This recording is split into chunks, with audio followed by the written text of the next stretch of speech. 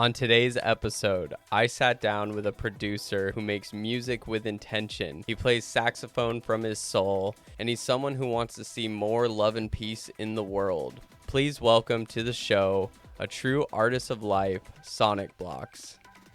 Right now I'm pursuing mostly UKG Bass, and I'm really pushing the envelope of like, what can you do with live instrumentation and live sampling? You know, I love to create things, bring things into the world, or maybe it's just I'm discovering them. I don't know. Who are you as a person? Knock, knock. What do you got going on? Who are you? But the best thing about it is a glimpse into a society that could exist but doesn't yet. I think in this world, this crazy world we're in, we need that positivity right now. We need that uplifting thing. People need something to live to hold on to, because right now it's a wild world we're in.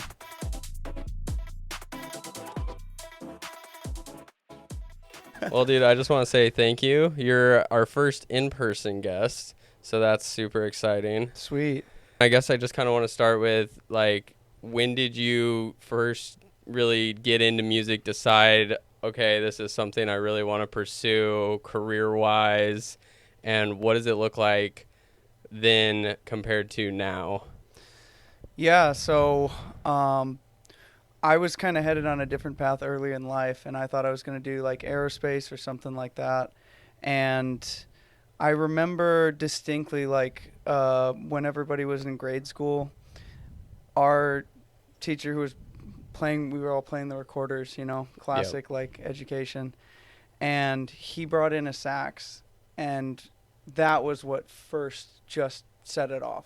Because I came from a family that, like, not super musical, I guess. I mean, some of them, you know, great-grandma was and stuff, but that was what first set it off. And then through middle school and high school, like, I think the decision to do music full time, and where it was like, this is what I love, this is what I want to do. Sometime early high school was like, I had switched and I had been like, this is absolutely what I want to do. And since then, it's always been like the thing I want to do. Okay. So were you like in band or anything? Yeah, I did all that. I was in my own band. I actually played guitar, but also like all the different bands and stuff. I did all of that. Yeah, absolutely.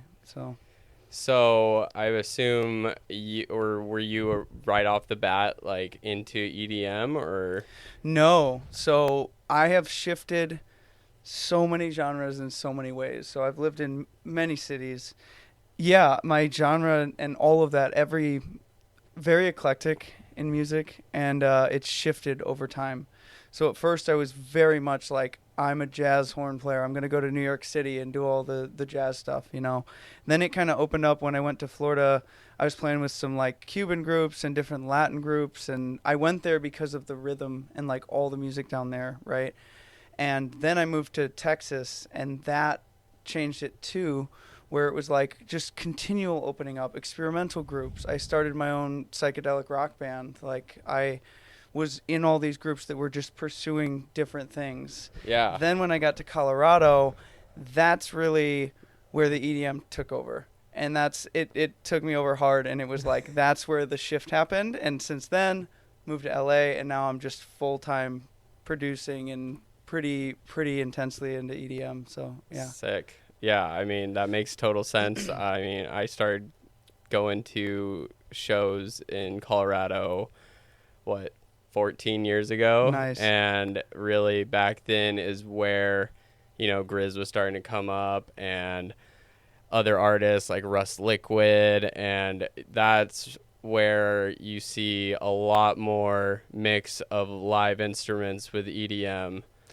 Absolutely. And like, just on a side note, just I came from all the live instrumentation. I came from like groups playing live. Mm-hmm. That's where it all started. So instead of, I guess, an artist that starts to do live instruments after doing EDM, it's like I've always been in that live music thing. I'm always comfortable live. Like, that's one of the things I really shine in is just playing live, and I love that. And I just love that, and the merge of keeping live instrumentation and also keeping like the sets unknown and like keeping it like open to possibilities. I'm starting to get into obviously live sampling, some kind of Fredigan stuff or whatever you want to say, like definitely queuing up synths and patches and all this stuff. So keeping the set where it's flipping and a lot of live stuff. So the DJing has that somewhat where it's like you're mixing live, but then also you're performing live. So I'm blending all of that together. So yeah, I never understand like how they're able to keep track of on time. Okay, I want to do this and this and this. It's so impressive, honestly. And absolutely. I mean, for EDM, at least in general, like there's a beat going. I mean, it's usually 4 on the floor, and it's like at least there's some common grounding of like this is the amplitude, and so it's like that helps a lot. And even like you were talking with dead air and stuff, like the space, but people still subconsciously feel that energy going, and it kind of keeps that tempo going. So even if you mess up live, there's still that rhythm in there. Yes. So, yeah. Improvisation and stuff. I mean, obviously, like Pretty Lights is one of my favorite artists, and now that he's an EDM jam band, it's like even better. Yes, absolutely. And I see this happening more and more. On that note, I think there's such a call right now for live music again, like live instrumentation, like give me instruments, give me people singing. I went to an EDM show last week, and a vocalist came up and sang on some of the tracks. She was on them, so it was like so cool, and I think the crowd really responded to that. They were like, oh yes, a live person doing something in the moment. Like that. I think there's a big calling for that to come back. Yeah, that's great to hear. I mean, we go to a lot of, DJ shows, EDM shows, and the crowds are just hit or miss, usually miss. Yeah. And so I'm glad to hear that with you being a pretty big, you're playing mostly your shows in SoCal. Yeah, I mean, so you've been getting a pretty good reaction from audiences with the live instruments mixed in. Definitely. Awesome. Yeah, I mean, I just played a festival a couple weekends ago, and my set was, I don't know, 3 or 4 in the morning, late night. And people stuck around because they had heard that there's a live saxophonist coming and playing, and they had stayed way longer than they thought they were going to be up to see that. And I had people in the crowd just really vibing with it. And it's like that live instrument thing is there's something special about that. So 100%, like especially late at night when you've just been overstimulated all night long, and to actually hear real instruments, it's just the best thing. I mean, even same but different. Yeah. There was when I first started going, they had headlining bands. And now it's the only live music we really saw of an actual band was during the day. And that was it. It was just like, okay, the main stage literally only had DJ decks. I saw No Good had their drums and guitar, but other than that, it was just DJ decks. Right, yeah. And that's kind of the shift that's obviously happened over the last maybe 20 years, There's a lot to that. Some of it's just the actual finances of having a group of 5 people touring and the logistics and the money and all that. Like, it's just to make it in this industry now. When we were talking about this earlier, it takes everything, right? I mean, so to add to that, all the costs of having 5 different artists playing on stage, let's say, for a group of 5, and all the logistics, it's just kind of come down to that, like a single person touring around playing music. And then with the gear and everything, it's like it's kind of easier to have all the DJ stuff. And on that note, a lot of artists are doing DJ sets, whether it's, artists that are usually live, like a Tame Impala DJ set, or like who's another one? I mean, Justice does like, or another good example is like, who is that band? Rufus Du Sol. Yeah. Rufus Du Sol doing DJ sets, when they're really a live group. But sometimes it makes sense for that, and it's so on that note, it's like a lot of electronic music, a lot of DJs, and now the scene is being flooded with DJs, and it's I think people really want the live music again and live groups. And every time I'm at a festival and I see a live band, like I was at LIB, and there were a lot of live groups. I mean, obviously, they have stages for live bands specifically. I saw trumpets, I saw singers, I saw full bands playing, and like, it's just nice to see that again and see that especially in a larger stage and in the electronic world too, getting mixed in. Nice. Yeah, I 100% agree, and I hope that it continues to flourish and people can get a little more diverse besides just Grizz. Totally. Yeah.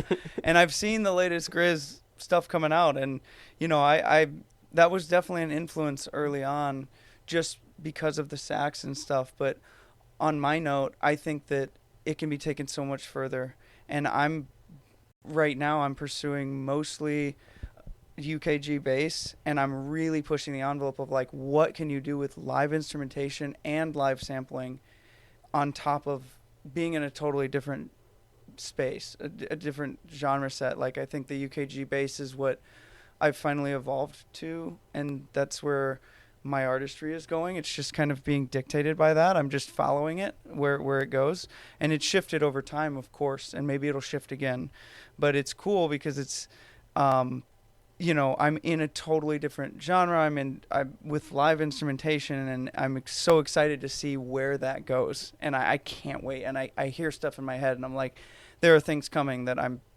super excited for. Awesome. Yeah. Can you define what UKG Bass is? I can try. Okay. So UK Garage has been around, for a long time, right?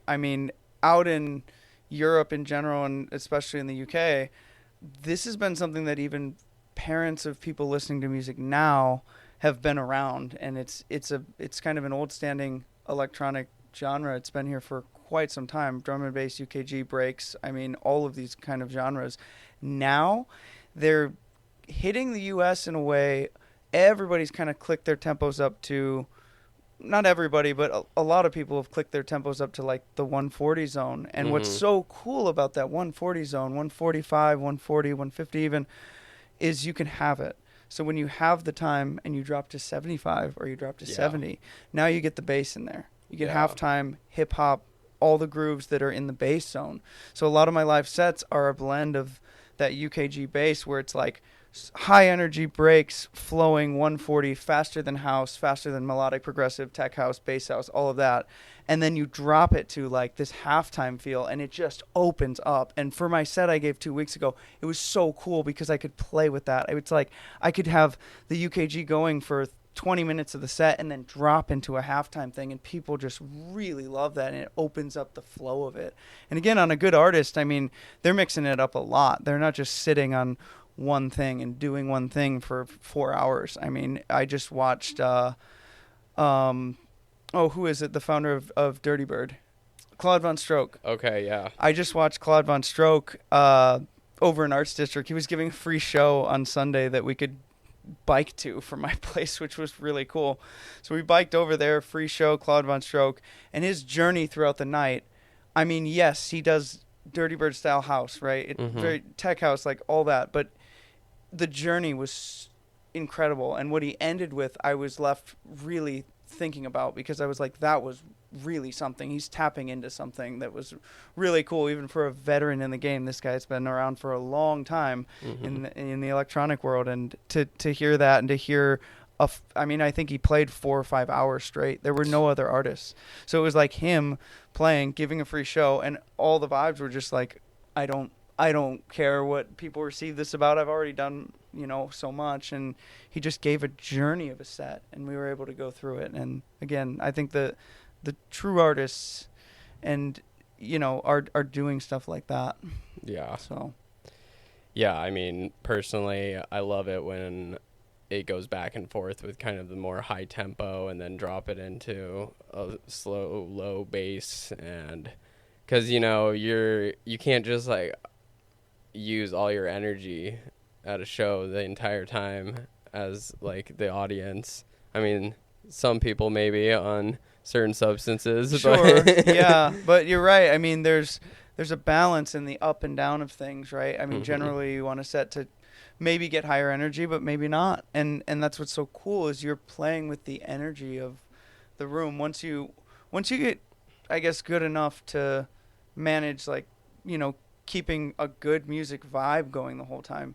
And then the atmosphere around the crowd and the atmosphere around the room, people listen deeper. And when you have space, for example, when you have silence, I mean, we're constantly being so flooded with, oh, the track needs to be louder. We're pushing LUFs, we're pushing loudness to try to get our tracks out there.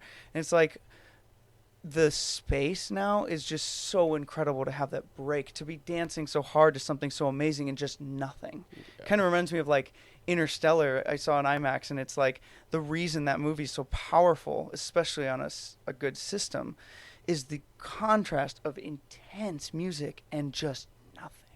Yeah. And that's what's so incredible is those balances, even in a scale that you're talking where it's like you can't just dance full on for, I mean, you could, but 8 hours, it's like people want to have that flow and have that balance of lower energy, higher energy, and more dancing and less, and just what's happening now, what's going on. Yeah, so I love all that playing around with the music, Yeah, I mean, my girlfriend would agree that we are pretty hard critics when we see artists, and really a good artist is playing to the crowd and connecting with them and taking you on that journey. Absolutely. So absolutely. I love to hear it.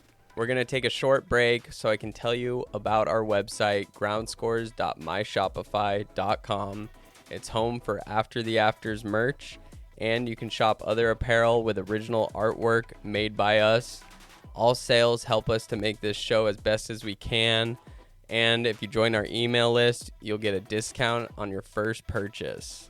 All right, let's get back to this episode. All right, let's shift gears. So I went to Burning Man my first time, 2025. Cool. And, that was for so long, I was very intimidated, even just by the elements. And my favorite thing is camping festivals and stuff. And yeah, me too. Yeah, meeting like-minded people who are just very eccentric and interesting. So I was preparing for so long to go to it. So you've been, I assume. Yeah. Okay. How many times have you been? I think so I'm going this year. I'm bringing my side thing is I make giant art. So I'm bringing one of the pieces I made back in 2022. It's called Mabuyan Vessel, but I'm bringing that to Burn again this year. And the artist is flying from the Philippines, and the coordinator's flying from New York City. We're putting that piece together, so this will be my 7th year, I think. Okay. Yeah. In a row, or? Not in a row. Okay. I started, like 8 or 9 years ago. So, Sick. Yeah. So is that an art car? It's an art piece. Okay. So that's going out on open playa in the middle. I think we have a good spot. I think we're somewhere around 10 o'clock, and we're closer than 2022. Nice. So people will be able to bike to it and see it, and it's actually a climbable sculpture, so everybody will be able to go up in it. And I led a team of maybe 14 people that welded that whole thing. And interesting side note, I know we're talking music, but I got the call to make that piece 5 weeks before Burn. I got the call, and we had to envision and make and design the entire thing, how it breaks down. That took almost a week, and then make the thing. And I had a team not sleeping for a month to make that piece happen. That's incredible. I mean, that's what I love about it, is that people will come together and they're just fully committed to making this happen. Like 5 weeks is nothing. Yes, I know. I know. Yeah. And it's incredible. You're talking to people coming together. I mean, some people are working on these projects for years. Yeah. To get it done on a deadline of like, okay, 2027 Burn. It's going there. I saw last year new art cars. I mean, Long Fang was a new one, and I was like, whoa. I mean, some big art cars that people have been fabricating, and I'm just so impressed. And the journey of that, and I can't describe it. It's either you go through it or you don't, and people are just in it and the team is in it, and it's just this coming together like you're talking about, and like-minded stuff, and having this crazy goal that seems totally undoable and just making it happen. Yeah. Yeah. So what was kind of like, how is there funding for like that for that project Sure. in the 5 weeks? Yeah, so some of the Burning Man org founded it. It was an honorarium piece is what they call it, and certain ones get some funding for that. But we had to pull from crowdsourcing, we had to pull from donors. I mean, we're getting our funding from multiple sources, and even so, you know, the numbers ran hard, but the project still happened. So yeah, funding from all different sorts of places, and different projects are funded differently for sure. Gotcha. Yeah. So would you call yourself like a sculptor, or just an overall, you're just an artist? Artist. Yeah. Yeah, I think artist is good. People come up and they're like, "You're a DJ." I'm like, "No, I'm an artist." Yeah. I like that first and foremost. It's like a creative, you know, I love to create things, bring things into the world. Or maybe it's just I'm discovering them. I don't know. It's a good question, right? Like, as I get further into music, it's a question of like, am I just tapping into these things that are there? So it's a fair question of that. But you get better. One of the producers that really influenced me, Gabe 9 Theory, he toured with Closey actually a few years ago, which is so cool. And I love Closey too. Yeah, and he told me, you know, it's kind of like you're mining for gold, and you get better at finding where the gold is. You're not going to hit gold every time, but you get better at looking, and you get better at the techniques to finding it. And I like that visual of like you're mining for gold in a way. And yeah, I mean, it's really just letting go of expectations more and just dropping into that flow state and just being present and letting the universe just flow through you. Totally. And there's nothing like it. I mean, I got into production and I came from playing live, and there's nothing like playing live to beautiful music, the right groups, the right crowds. It's just like the energy is so good, and it's just like we're all making something happen together. The crowd is there with it. And it's the same for production now for me now. I get just as much into production. I'm working with several producers, and that's kind of expanding across LA and the area, and even in Denver and other places. I'm working with a vocalist out in Europe, for example. So it's like, as it expands, I get so excited about production now, just as much as playing live. It's like the production's so exciting. When you tap into a song and you're like, what did we make, or what did we discover? It's just like incredible, you know?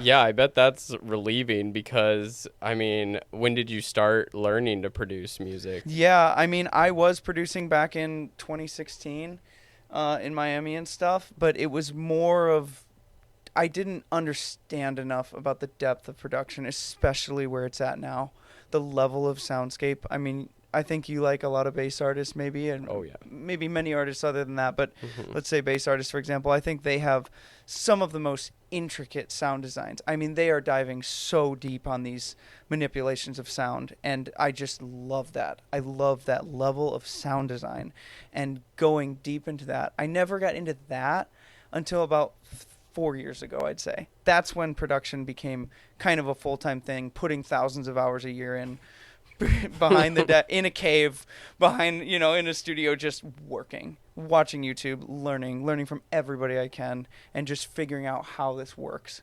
Yeah, so you probably just saw, like, before learning that sound design, kind of this surface level, and then now it's just, you get so much more depth in it. Absolutely. And on the initial surface level, it was like I could only kind of go so far, and it was like, all right, this is the best I can do, and I wasn't as into it, because now I can sculpt things to be really much more who I am and much more where I resonate, and it's so exciting, because every time I look forward to producing now, because I'm like, what am I going to make, you know? And especially collaborating with other artists, and they have their own skills and their own style and their own way of doing it, and each is different.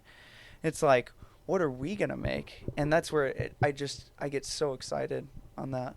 That's awesome. Yeah. I mean, I think about wanting to learn to produce music and just knowing, you know, stories from people, and just literally you have to be dedicated to trapping yourself in that room, learning Ableton until you know, like, what, a percentage of it, because it's like you could literally live lifetimes and lifetimes to do everything on Ableton. Absolutely. And it's not like you have to know the most depth that some producers have, right? I mean, some are just wizards, and it's incredible how deep some of their stuff goes. But at the end of the day, it's like the music, the vibe, that's what matters. You can know as much production skills as you want, but it's what you're doing with those tools that really make it. It's not like you have to know everything, but the level is pretty deep at this point. You've got a deep dive. I've had to spend years in a cave, and some tough years, to be honest. I mean, you don't see the sun. You don't regulate your time. You're just in there grinding it out. And it's the journey of the artist, I guess, you know? Yeah. Yeah. Well, I love that for you. I mean, it really comes down to your dedication and your discipline to pursue what you're, it's having an idea and then bringing it into fruition. Absolutely. Yeah. And it takes that dedication, and I've been in this since I was pretty young, and I knew this is what I wanted to do. I just didn't know this is how much it took to do it. I wasn't ready for that, and still I have not made it, or whatever you want to say. Like, I'm still on that journey, and I can't believe how much it's taken. Yeah. Yeah. So you said you were working with a label in Denver? Sure, yeah. And now are you just independent? So that label we signed one track with so far. So it's not like, I guess in the historical labels, some of my friends' bands have signed with labels and stuff like that. And then their entire band, vision, artistry, branding is kind of owned by that label. This is like, so one track I cut with Quite Right Records out of Denver. Okay. And so that was one. I've signed with 4 or 5 different labels actually on different tracks. So nice. Yeah, because that's kind of something I feel like that's in the conversation more these days. We had Torbjorn on, and we were kind of asking him a little bit about, or label versus no label, and then we hear more about, because we go to shows and we see these openers, and we're like, who is choosing these openers? Sure, yeah. And this doesn't even match who the headliner is, totally. Even the vibe of music. So it sounds like there's this kind of handoff of okay, you could be with a label, but then you might be losing some of your own independence as an artist, but that's who's getting you booked for bigger gigs. Totally. And it's not just the openers, it's the closers too. I mean, I'm surprised at who, and I talked about this a little bit earlier, I'm surprised at who gets up on that stage and how they get there. A lot of times the people that do get up on stage maybe aren't the most deserving of it or the most musical in a way. There are groups I know that so deserve so much more recognition, so much more. But then there's other groups that are getting that recognition that maybe don't deserve it as much, but they know the business side, and they know the new algorithms and the attention and what grabs, and they can leverage both money and attention to get on these touring acts and touring lineups. And that's something that's kind of difficult to deal with nowadays, to see an act that you're like, how did they get to that position, to be opening up for Grizz or whoever, and it's a hard blend of the business side and the music side. And I think some people are really good at the business side. And I think that's why these lineups are, like you said, somewhat chaotic in a way of who got on this lineup and how. And, this doesn't fit the vibe of what, the headliner is, let's say, Yeah. Yeah, that's interesting. I mean, it's almost like, okay, you are, say you're a funny person, content creator on TikTok, and then you see this actually a lot, and then they get to this point where they start doing live shows, or say stand up, and it's you go see that person do stand up compared to an actual stand up comedian who's been doing it from day one, right, live, building it up. Yeah. Absolutely. And the quality of those two, different people. Totally. Yeah.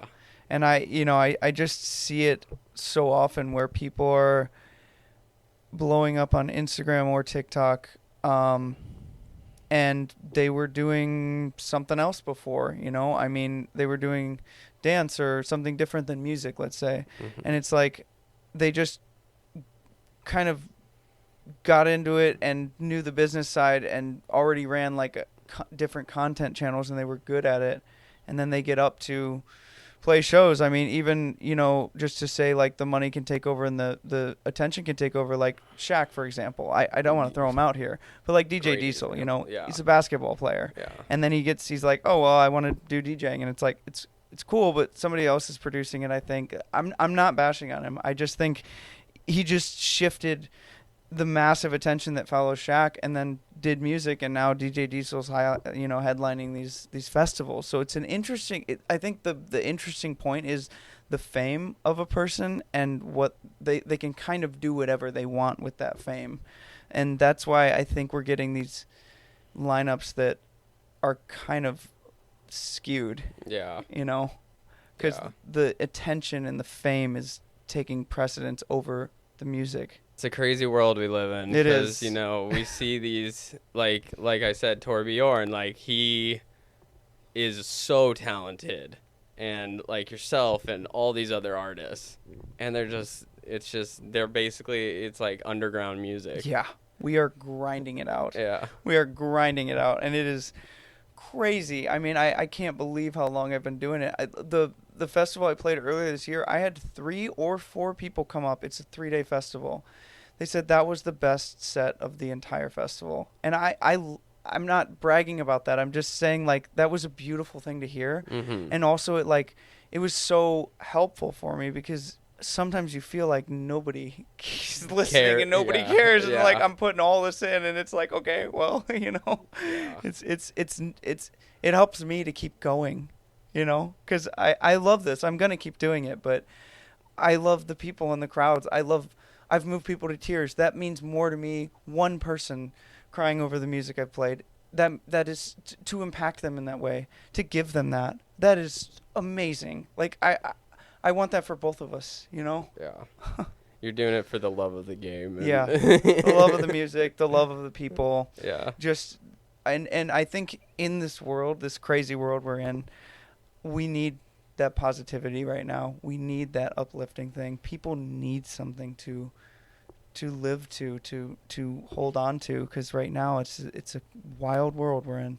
I couldn't agree more. That is spot on, because you never know what someone's going through, and then they hear your set and get some sort of relief in their life or inspiration to go out and pursue their own goals. And yeah, and I've had both people doing music and art come back to me and say, you were the biggest inspiration or a big inspiration. Like, I know several fabricators and several musicians that were like, you inspired me to go do this thing, and just giving that inspiration, like, go do it, like just whatever it was that gave that, whatever that was to them, and they ran with it. And I think that's the coolest thing, is just being inspired, somebody who's motivated and like, I can do this, or like, I love this, It's so awesome to watch people go off on their own journeys, and I fully support that too. Yeah, just go try, fail, learn from that failure, and just keep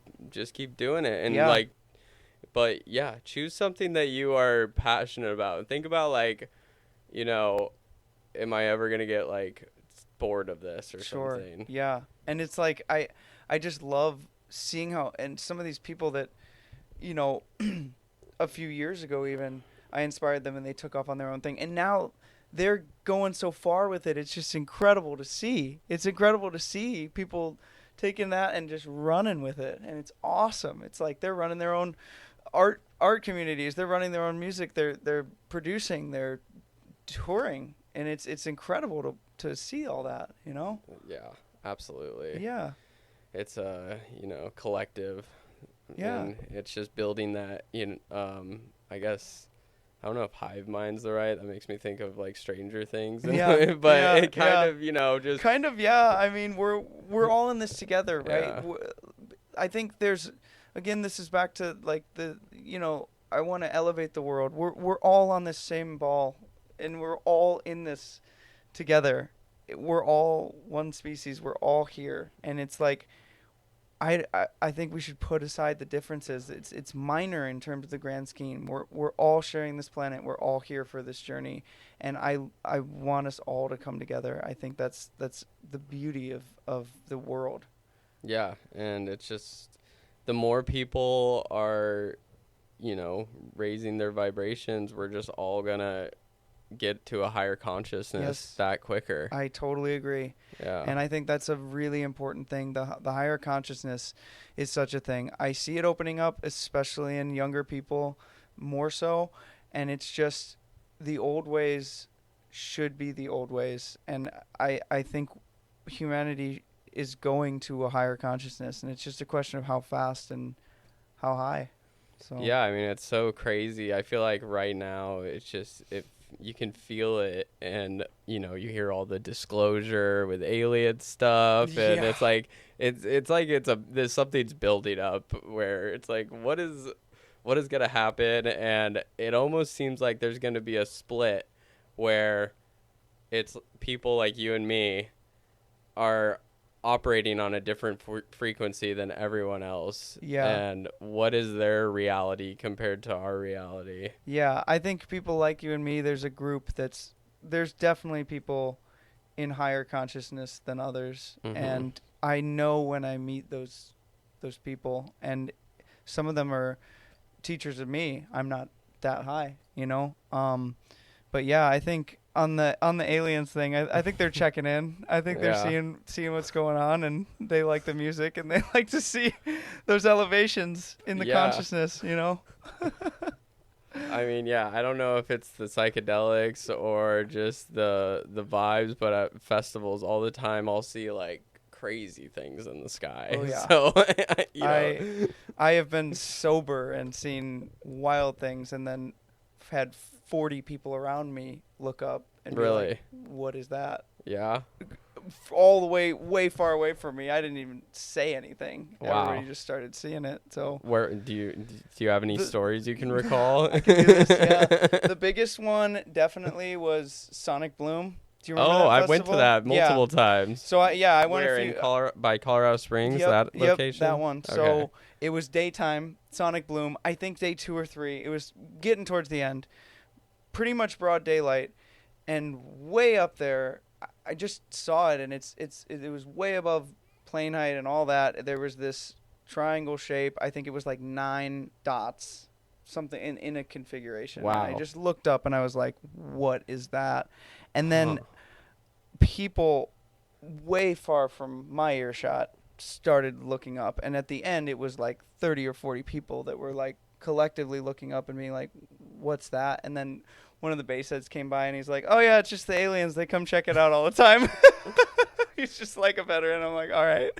That property had some crazy energy. Yes. And on that note, like you're talking lineups and stuff, I've loved some of the stuff that's happened, and I just went to LIB, and this year was the best festival I think I've ever gone to ever. The crew I had, the partner, the music, everything. We hit so many good artists, and it was just like the elevation, the consciousness was so high, and in our crew especially, and like it was just so good. Nobody complained about any little things. It was literally like we are all just there to have a good time and to listen to music and have so much fun. And I think it was just such a high energy and such a good vibe, and I live for that. I love that. Well, thank you for giving me FOMO. We wanted to go so badly. I mean, last year that was kind of our, because I got a big shift pod, like an XL, and that was kind of our like test run for Burn, because we went there like on a Wednesday or something. Wild. And like had to just kind of dial in like, okay, what's this gonna be like in the heat and everything.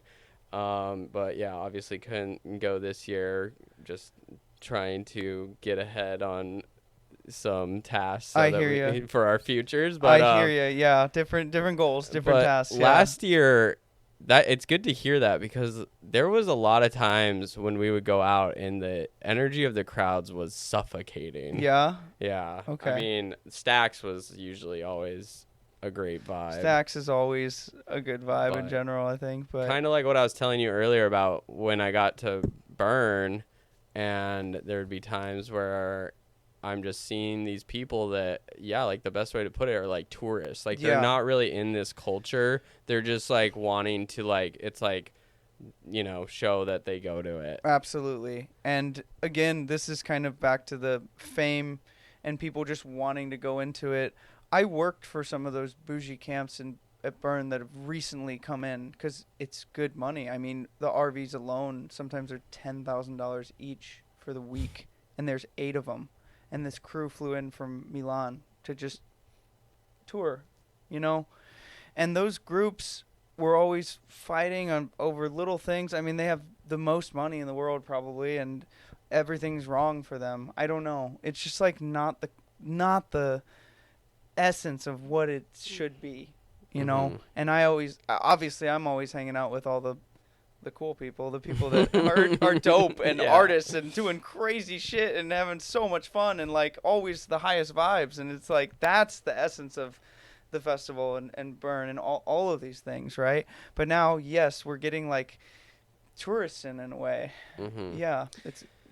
I was seeing some content after Burn, and it was kind of giving some context to, because obviously like Burning Man is kind of like struggling financially. Well, they always say that. Okay.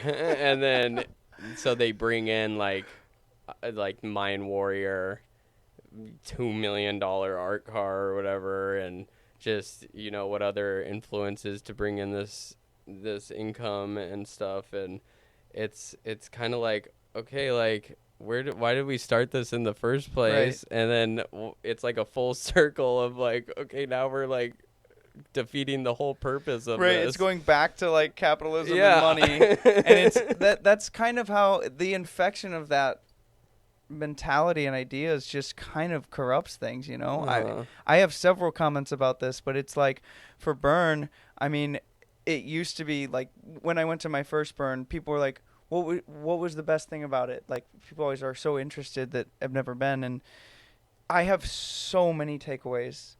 But the best thing about it is a glimpse into a society that could exist but doesn't yet. Mm-hmm. And I think that was the biggest takeaway of, we could be like this. The world could be so different. And that's what I saw in it. I saw this love in this collective and people just doing all these things and just giving to each other, all the gifting, all of the, just so much humanity and so much care. And it's like, we all want to be loved. We all want to have community. And I think that's such a big thing. And to see a totally different structuring of society, it's not capitalist. There's not an expectation of giving back. People give stuff, they expect nothing in return. Mm-hmm. That's the energy that I saw, and I saw a restructuring of society as a whole, and that was what was incredible. And I've watched as an artist too. I was in, let's give an example of like Miami. I was in Wynwood. That was a huge art scene back in the day. It was coming up. It was a part of the city where you would hear gunshots regularly, and it was rough as all get out. And all the artists were there because there were warehouses and it was cheap. And those artists made that place awesome. They made it a place where everybody wanted to go. Everybody was checking out all the graffiti. There was murals. I don't know if you've ever been. No. There's murals for city blocks on city blocks on city blocks. Every single building is painted. I mean, it's works of art for as long as you can walk. It's beautiful. But that area, the artists made awesome. And then there was a super cool, shops and art galleries and cafes and bands, and they would host Wynwood art walks, and all these artists, all these people would come through and check out all the cool shit people were making. And eventually the developers heard about it. The money heard about it. And they built high rises and they invested billions into that area where a few years ago there were regular gunshots, and it was rough, really rough. Like out of Miami, it was, north of that's also not so good, but it was it changed so much. It had this like build up and peak and then fall down. And now it's touristy central, you know, it's everybody knows about it. It used to be you would have to dig to find art, you know, flyers or information about what bands are playing or what DJs or what art's going on in Wynwood. You have to just be in the circle and the crew and know what's going on. And then it just became, oh, well, it's on the Wynwood website, and you can check it out, and you can TikTok it, and you can Yelp review stuff, and all the money came in, and then it just ruined that part of the city. The artists come in, they renovate a place of the city, they make it amazing, and the money comes in, and it just makes it so not cool. Yeah. And then there's apartments and boring stuff again, and all the artists had to move out because it got too expensive. And they go somewhere else. Yep. And I think the same for music. It's the money affects things. I think when it gets too big, it affects things in a negative way. I mean, I think you nailed it on the head with Burning Man. Like, literally, the first night we were there, it was mud, so no one was out. Sure. But then the next night is when I first like saw like the playa filled, and I was just like, I am in another dimension. Yes. So yeah, it's like a glimpse into what is, you know, possible. Yeah. I don't know if that will be possible in our lifetime. That would be amazing. That would be amazing. I think we're waiting for a certain level of the older generation and mentality to go away. And I think that's as a whole. I think that rides on artistry, music, everything, especially in the country. Things can't evolve. You know, somebody said it's like the train can only go as fast as the caboose. And it's like the people dragging humanity's evolution and development behind are what's just holding up the whole process of everything changing. Absolutely. And that's a tough thing to come to grips with, to have to be kind of waiting for people to change. And some of them won't change, so it's kind of waiting for generations to go away. It's a hard thing. I mean, they just keep getting, you know, all this drinking baby blood, and they just keep staying alive because it's like you'd think the evil ones will live forever, man. I mean, it just seems how it works out, you know. I know. I think we're all ready for a big change. I think we are. I want to see peace in the world. I want to see us evolve to a higher consciousness, to be honest, you know. Yeah. And it's a question of like, we have things changing. No, people don't need to work, so to say, as much. We have technology coming in. We have things coming in. We have shifts happening. And, you know, like Norway, for example, just started giving all of their citizens a base pay. Everybody gets money every month. Wow. And it's made it incredible for them. I mean, you know, the ability of people to be like, oh, I don't have to sweat rent every month. I can go paint. I can go help the world. I can go do art. I can do whatever I want. I can spend my time doing good things. And I think a lot of people do want good things. And I think a lot of people want just a roof over their head and food and good friends.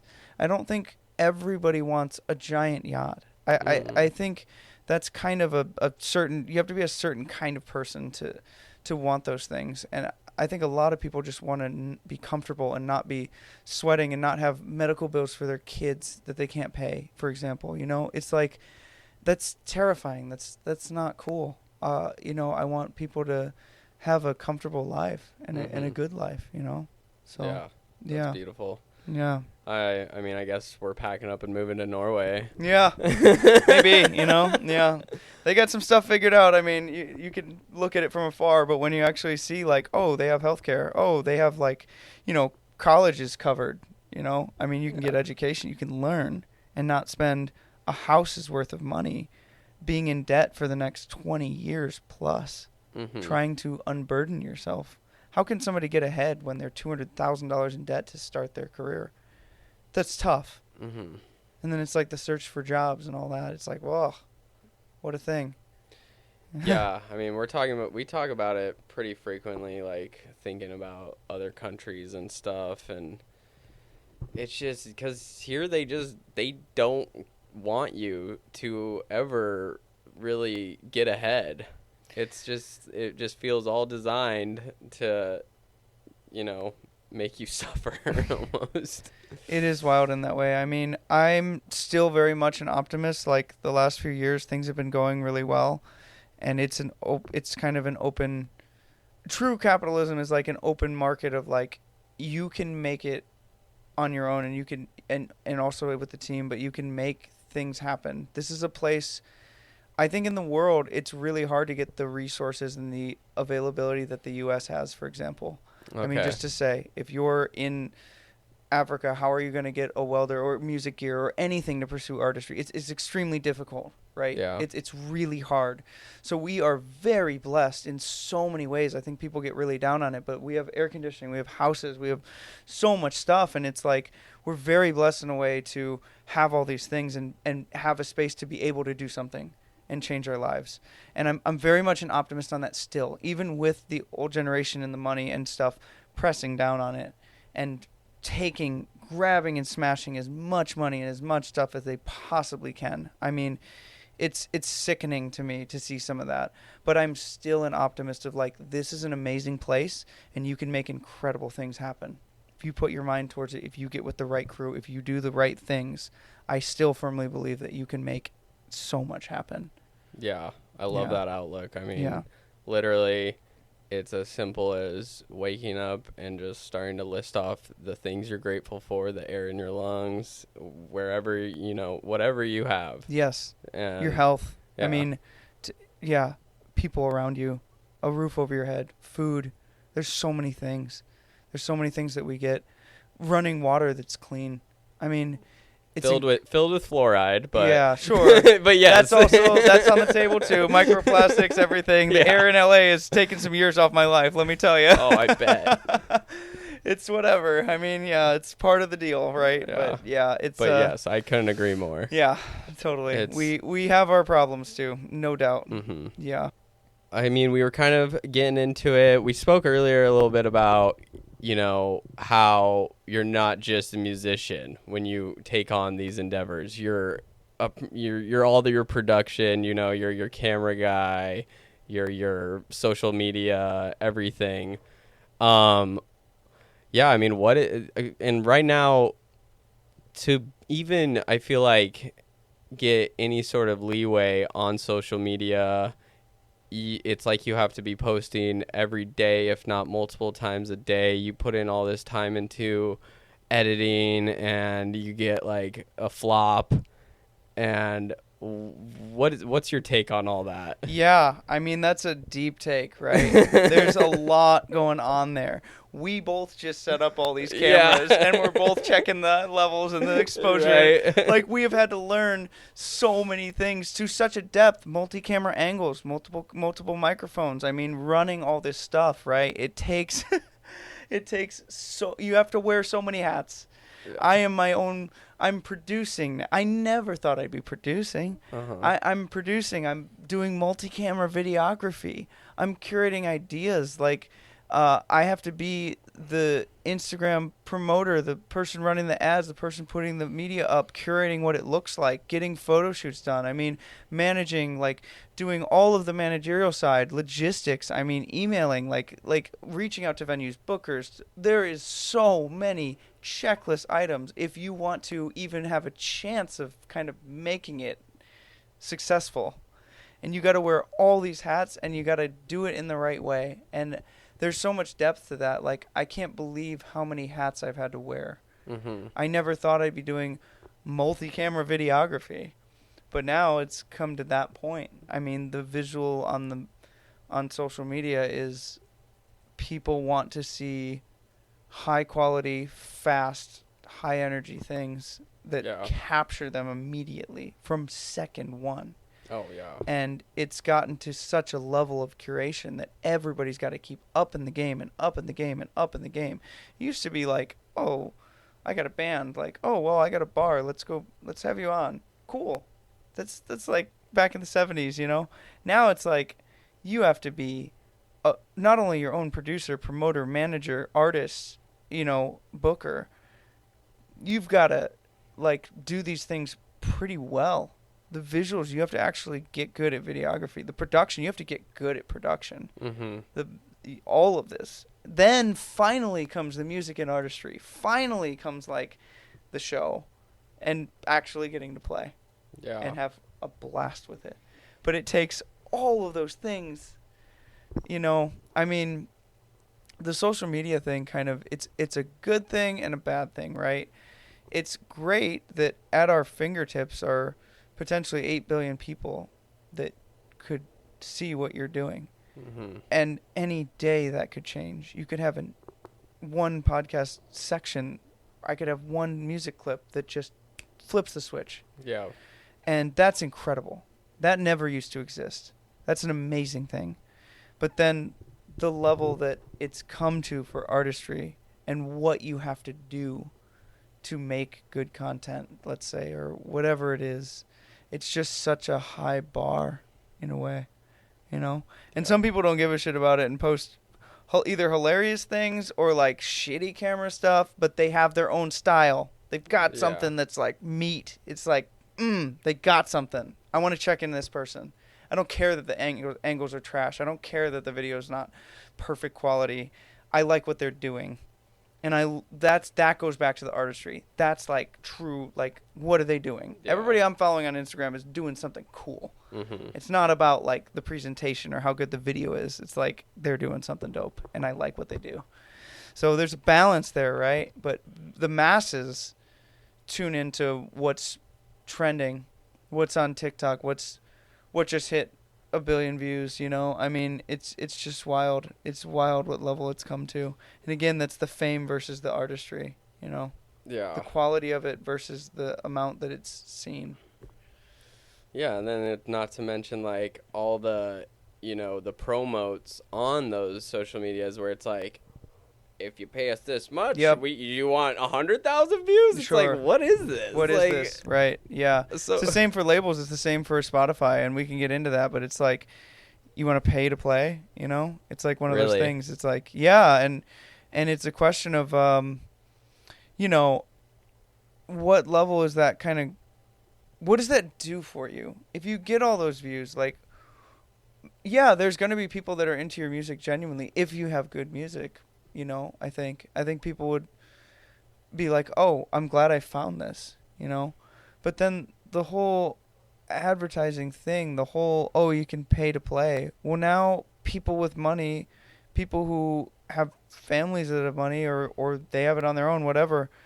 It's like they can throw $50K at Instagram and blow their channel up and be booking shows next week. Mm-hmm. Are their shows good?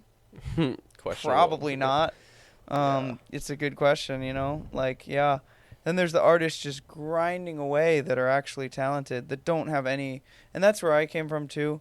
I had no concept of the business side. I had no concept of the metrics and the engagement and all this stuff that, you know, but it's part of the game at this point. It kind of is, you know, it's like, I'm finally getting booked because I'm getting some attention. I think people do book me still because of the music, and I stand by that. I love giving shows. I want to give you, like, for this festival this weekend, I want to give the best show I possibly can.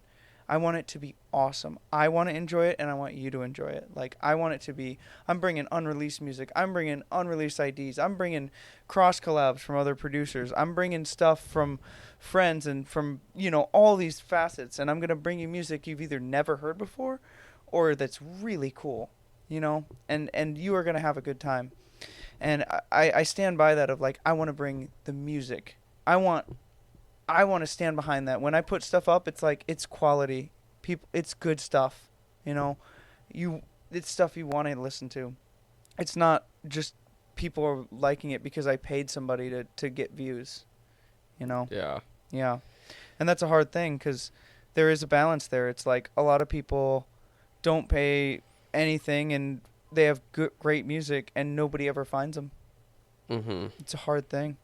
It's like, you know, maybe they don't have the videography down. Maybe they don't have the production down. Maybe they don't have the management down. Maybe they don't understand the meta ads or the business side, you know. It takes all those facets working together. It's like all the gears are turning. Then it happens. Maybe. Yeah. It's a tough thing, man. It's crazy. but I've started to get some of that attention and some of that stuff. And I That's think it's good. because I'm having more fun with it, and I'm Mhm. putting out good stuff. The next stuff I'm going to put out, I'm stoked for. I got so many ideas that are so cool, and we're going to do them. And it's going to be awesome, and I'm having fun with it. It's like, yeah, I do stuff I like. Yeah. I don't care about, like, oh, how many views is this going to get? I put stuff up, like, I did a really good job on it. I had a music video in Joshua Tree.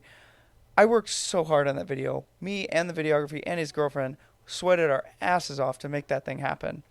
And it like, kind of flopped. It just, Yeah. wrong timing, wrong thing. And then I put up a video where I was driving somewhere and I had 30 minutes to cut. I felt like doing a DJ mix, and I went out to this lake in California and I cut this mix, and it's just on an iPhone I propped up on a rock on a picnic table from one shot, and it was a shitty old iPhone, and that thing got 30K plays like Yeah. immediately, and it was just like, why does that one take off? I don't know. Yeah. Timing, luck, and view, like visual, and it wasn't like it was good quality. I don't even think the mix was that good, but more so timing on YouTube. I think I hit a lull in YouTube, and it happened to be a good visual of like, oh, it's a cool lake and somebody's playing music. Let me check it out. Yeah. You know, simple shot. Keep it simple. So yeah, yeah, exactly. Yeah. So yeah, I mean, I feel like it's that balance of like, you know, the music video, doing it because you absolutely like you have a vision and you enjoy it, and then you probably learned a lot from doing that. And then as to where, you know, you set up your iPhone, and then you're kind of able to figure out, like, for me, myself, like, I've put in hours into editing a reel, and then maybe just something really simple. And yeah, you see that difference of, okay, I put a bunch of time into this, and it kind of hurts when it's just like nothing. Yeah. And then It does hurt. You put Yeah. so much love and heart into it, and it flops. And Yeah. you're like, wow, I just put so much into that. And you know, you were asking for some feedback on that. One piece of advice I do is, like, it's not that the quality of the content is bad. It's not that your work is uncared for. Sometimes I take a video down and I'll try it again. Yep. And maybe I'll try it 3 times and just Mhm. see. It could be timing. It could be, you know, hitting a window where it starts to yeah. take off, and the algorithm's like, oh, it's really ramping. Let me feed it to more people. So Yeah, it's so weird. Like, the whole, like, you post, and then you have to, like, take it down and repost it just because of the timing of the day or something. Yep. I'll even journal about is to remind myself, like, I'm doing this because I want to be creative, and it's what I enjoy. Yes. And at the end of the day, that's what fulfills my life, is being creative. And, you know, not expecting everyone to understand what my creative idea was, and the belief that there will be people that come along and just, you know, vibe with what you're doing and want to support you more. Absolutely. Yeah. And I think if you keep going with it, and it's genuine and you want to do it, more and more people will listen in and support. Yeah. And it takes time. It's kind of is like that. And I've found this. It kind of is that logarithmic curve where it's like I've been on YouTube for collectively 8 years. Seriously, like two or three. And only lately has it started to, you know, February I got, I think, 1 million views on my channel. First time. Wow. Yeah. That's huge, Mostly man. from shorts, but like still, it's like I would get 10 views for years, man. Okay. Yeah, I would be putting stuff up. It's like 25 views. It's like, I still appreciate that, but you know, and you hopefully get better. You get better at figuring out what you like, what looks good, what sounds good. I mean, I try to put quality stuff up, and I want that to be better and better. I'm working on some music videos. I'm working on some stuff. Like, I want to do some dope stuff, and I enjoy doing it. I'm like looking forward to these. I got my friends in on it. It's cool. It's fun. It's like, yeah, hopefully you get better, and that part will come, the attention, I think.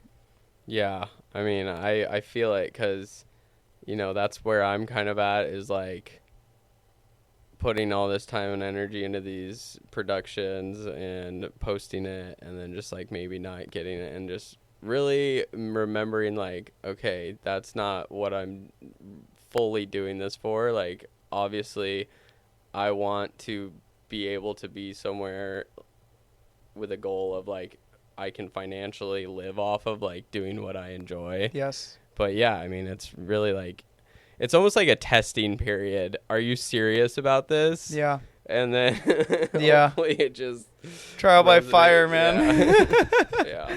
It is a testing period. And I think, again, on this journey, I can't believe how long things have taken. I think it gets to a point. I had a veteran in the game talk to me about this. You know, she said she's been through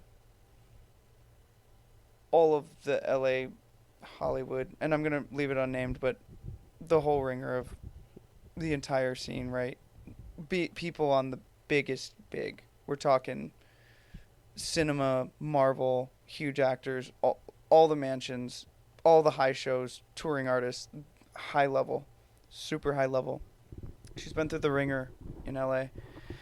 And, you know, she said most artists burn out or stop, not because, you know, of that they don't want to do it. It's because the lack of love or attention for so long and wanting it so bad, wanting to make their living, even just a living, doing what they love for so long, it wears out their mentality and their psyche. And it just eventually, like, kind of destroys you in a way. Mm-hmm. It's just like you put in so much for so long and get no response. You're trying to knock on that door. You're trying to open this thing. You're trying to do something for yourself. And I think in a beautiful way. And you're like, why isn't it happening? And it's for so long that eventually you burn out. And a lot of artists just don't make it past that trial by fire and that point. Because that point can be so long. We're talking years here. Years of giving, years of working on it. And it just takes that much time. And you just got to stay in the fire. And you got to keep going. It's a hard one. I love it. I mean, that's inspiring for sure. Yeah. And it's nice to know when you're not alone. You know, it's you have people in your corner who are, or just people out there that are going through the same thing, and those are the people that you need to be connected with. Absolutely. Yeah. And other people in it help so much. Mm-hmm. You know, I've got 2 producers right now, and we are all like, we're doing this. And to have someone on board, even one person, but let alone 2, it's like, oh, I know they're doing it. I know they're doing it. I know their studio's just working. And it's like, we are going to do this until it happens. And we're in it. That's awesome. Yeah.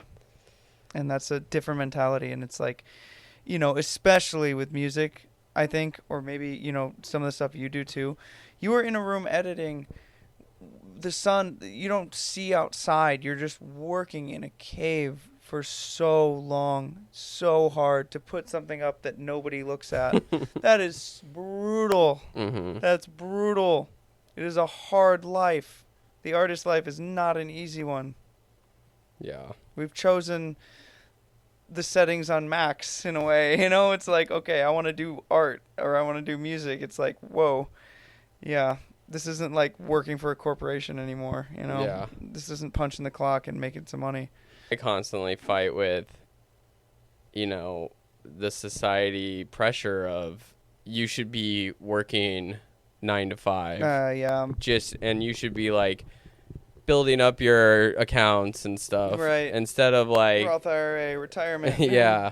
Instead of just, you know, what we're humans really here to do. Yeah. And I believe it's we're creators. I have a decent story about this. So it's from Jim Carrey, actually. And, you know, he's obviously been a legend in the... I mean, he's just done himself and done so many wild things. But he gave a speech. I think it was a graduation speech. It was just a weird little thing. But he talked about his upbringing, and he talked about how his dad punched the clock, wanted to support his family, wanted stable income, worked a job, worked hard, didn't make so much money, but made enough that the family had a roof over their head and they were okay. Then he got fired from that job, and they were on the streets, and it was like really difficult, and the family just kind of had such a hard time. And he said, my dad failing, taking the safe route. He's like, it is better to try and take that route of creativity and what you love and fail at that than take the safe route and fail at that. I mean, that was such an eye-opening thing for me, because I was like, whoa, you know, I mean, you could fail either way. And I would rather not be 20, 30 years down the road having punched a corporate job, having stressed for other people making their money, and lived in regret of like, I wish that I did that thing that I wanted to do, whatever it is.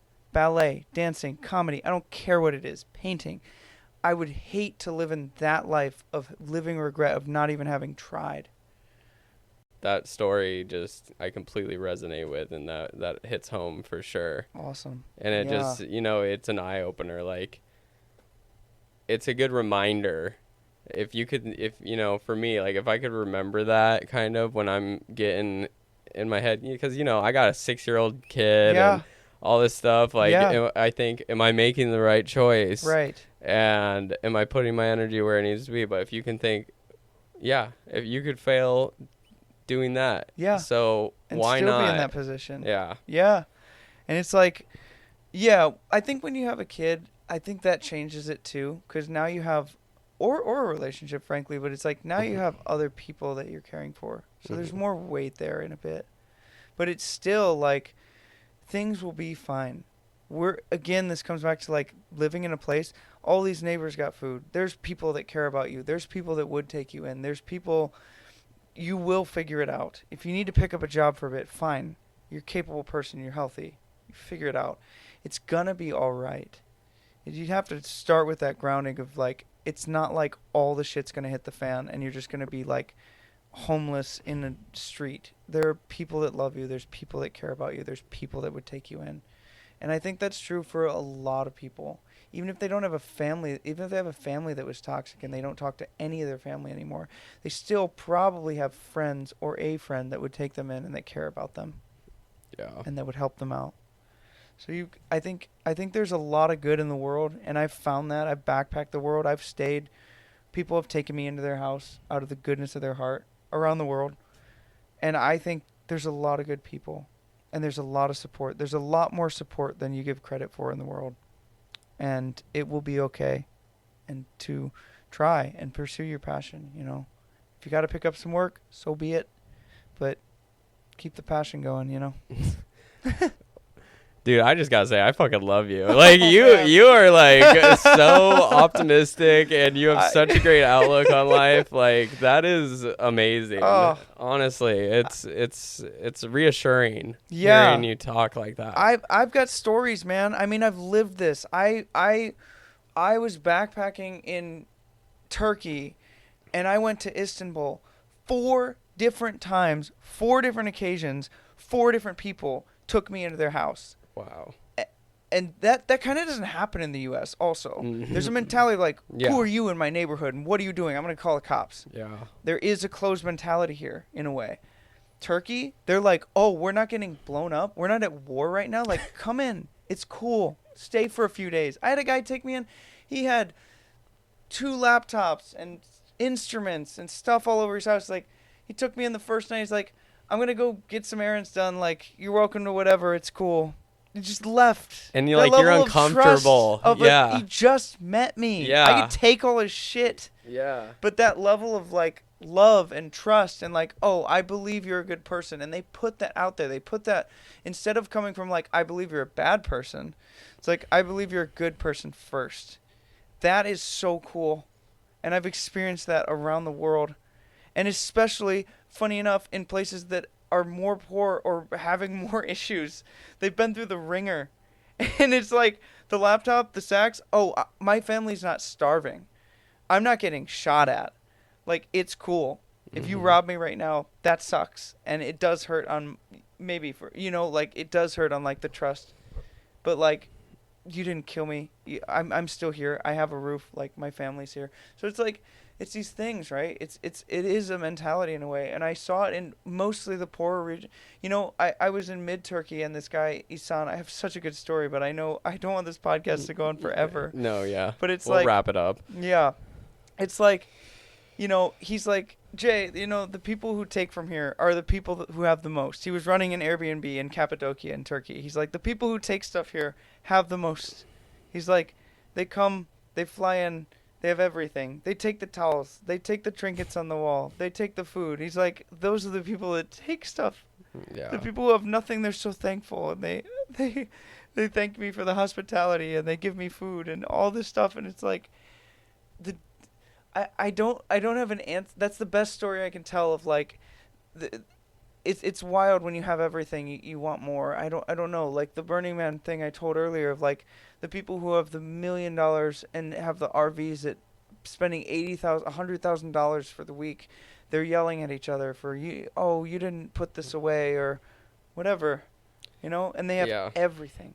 It's because they're not willing to go within themselves. And so they're constantly trying to fill the voids with everything, like more, instead of just stripping it down to bare necessities and knowing yourself. And and I'm not saying this is a all people with money kind of thing, but it's quite a lot. I think when you grab towards my life is happy because I have the second boat, because I have the second house, because I can fly to Bern and rent these RVs and have my whole friends and stuff hang out, and we have lobster dinners and stuff, you know. It's like, that doesn't satisfy kind of the realness of life. You know, a lot of people in very bad areas of the world are living such a good life, like barely eating, playing some football for a bit, you know, like playing some soccer with friends, and they're having the best time. They live in a dirt hut, maybe, you know. It's like, and they're having such a good time.